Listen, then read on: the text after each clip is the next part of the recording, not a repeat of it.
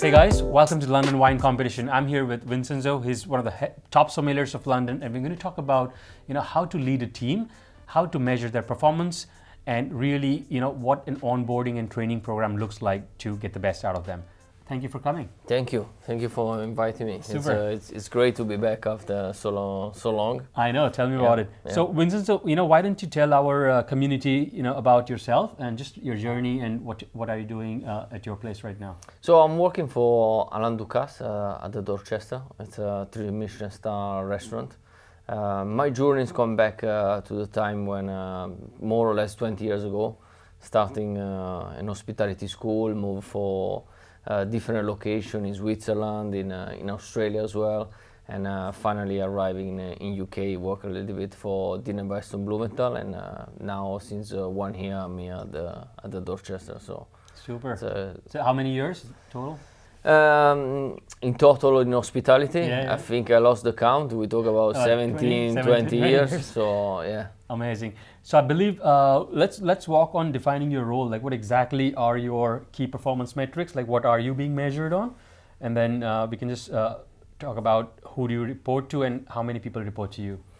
Yes, my role is basically a 360 all around the wine. So from the buying process to the listing to selling as well. So Got it. my job is to taking care of mainly of the service. Is the first function that I have is make sure we have everything available and organized to run a smooth operation. I do have a team of 5 sommeliers. Incredible guys, all very talented and very motivated. Yep. And I think what makes actually the difference is when you hire someone new, is actually the right attitude. This is the first things you look, and after the knowledge. Got it. The knowledge you can build it, but if you have a right attitude, you can definitely work with the person and integrate it in an already established team. Got it. When someone starts, is always be different. I would say, you need to integrate it and make sure they understand everything that you do and the vision that you bring. So it's important to chat with them, make them understand, and do a lot of training. The training are basically based on what they will do on the floor, but as well what you sell. So it's really important. Like product training, menu training, and those kind of things. Exactly. How do you define a good sommelier? Who is a good sommelier to you? For me, a good sommelier is someone that is humble, has the right attitude, and is not a selling person, but someone that understands the needs of the guest, and apply all his knowledge, all his background, and all his skills to make sure that you have the bottle that you want at the right price that you want it for the experience that you want to achieve. So I think it's a good sommelier is the combination of all these elements. Yeah.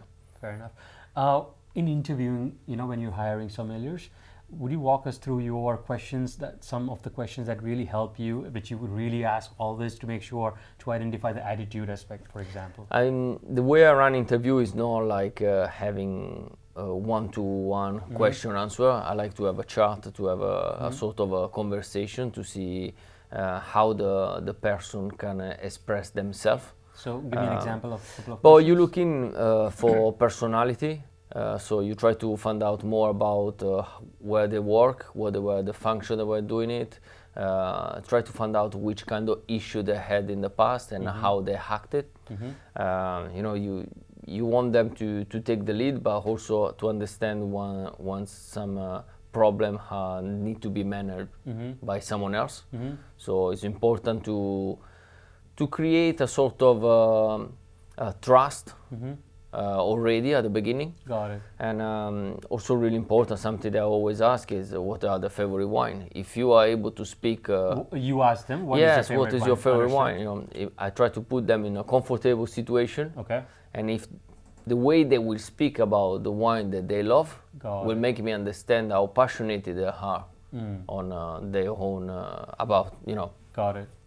If you are talking about something that you like, yeah, I want to see the sparkle in your eyes. I want to see, the real motivation. How passionate you are. Exactly. And for me, is the only way for them to be able to sell. More passionate you are, more able you are to transmit your passion to someone else. What about like business questions? Do you ask them that, how would you upsell, or how would you handle a challenging customer? Upselling, not really. I think it's something that comes with the time, and in kind of environment that we are, the upselling is coming from the trust that you build with the guest. Okay. What I will ask, how to handle some situation with the guest. You can do like a sort of scenario situation. Can you give me a couple of scenarios, please? For example, a guest order you something, you explain it as you think is the right way, but when the guest try it, after you open the bottle, the guest will refuse the bottle. What you will do?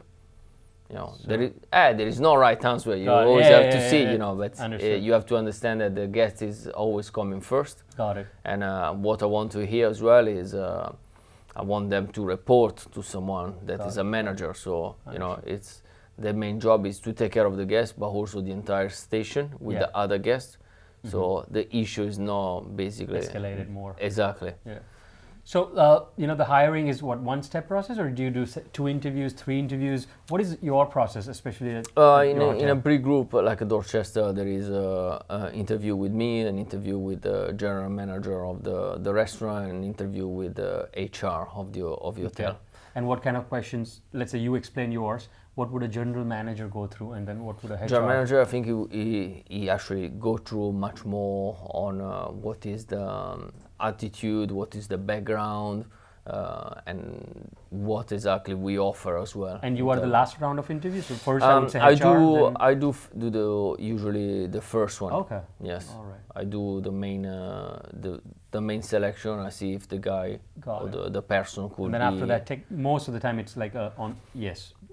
Yes, depends as well, exactly. But most of the time, if I make a good judgment already. Got it. Is it like the same day you do all? Depends the situation.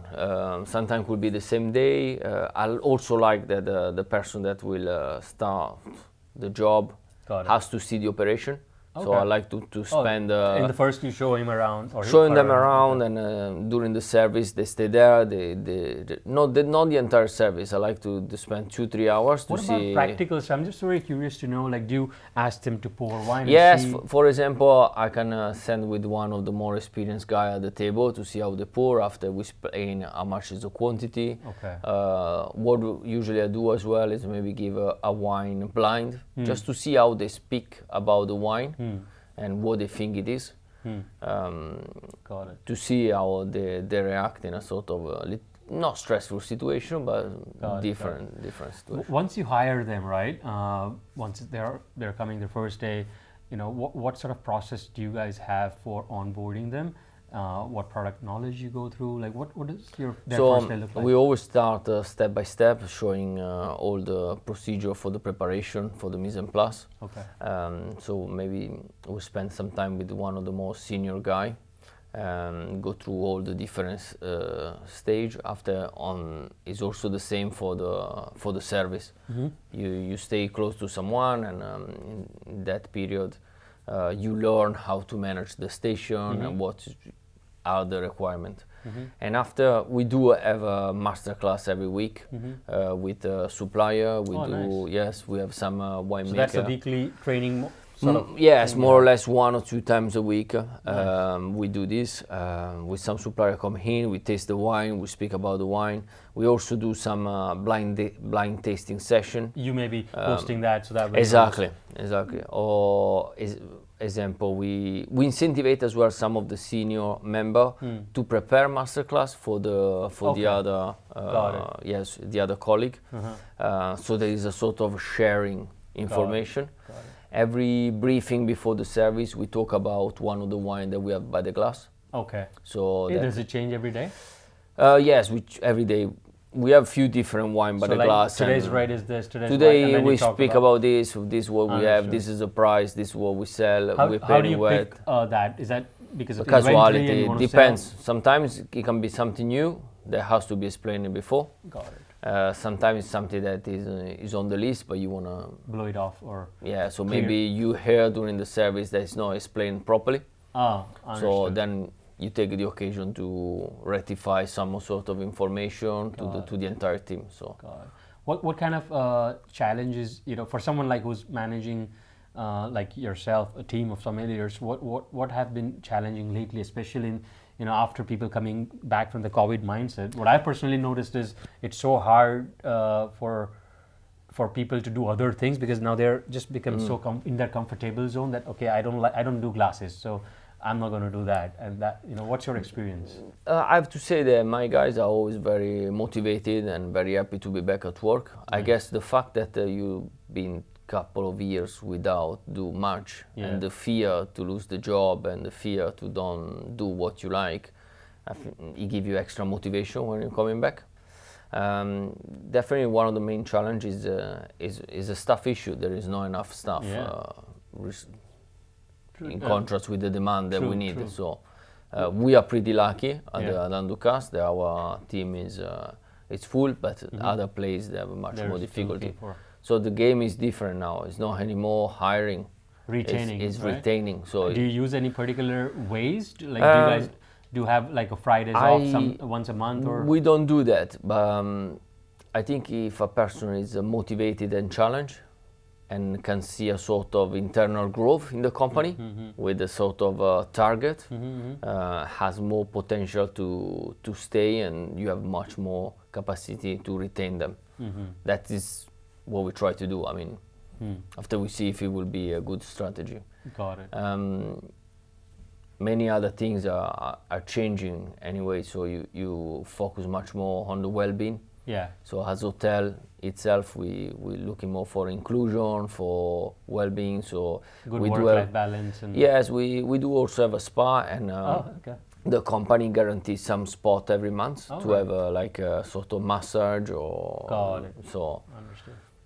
What kind of last on the closing remarks, I would love to know some tips you would have for brands who are trying to grow their wines in restaurants, especially like a premium high scale establishments like yourself. How would they approach? What kind of pitch you are expecting them to do? So if they do have the quality, what they have to look is also about the packaging itself.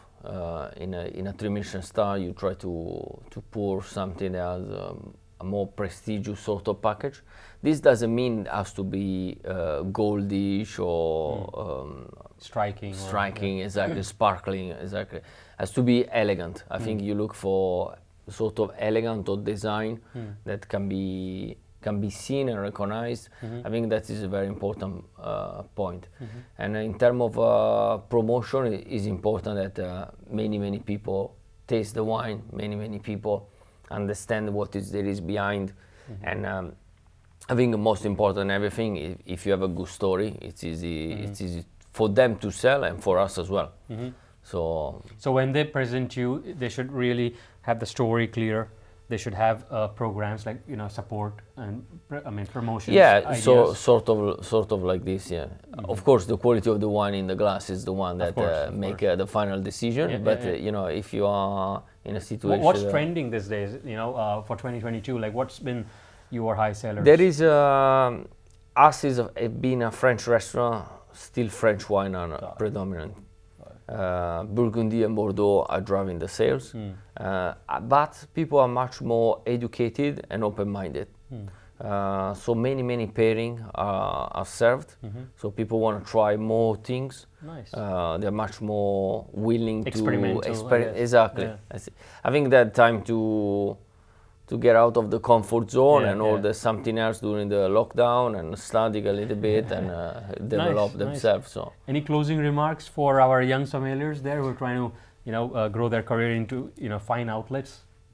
Yes, I think it's important to be yourself, show your personality, stay humble, and sometimes it's not everything straight away. It will take a little bit of time. This new generation tend to want everything faster. But sometimes it's better you build your knowledge, your skills, and you have more possibility to have a longer and more stronger career. Yeah.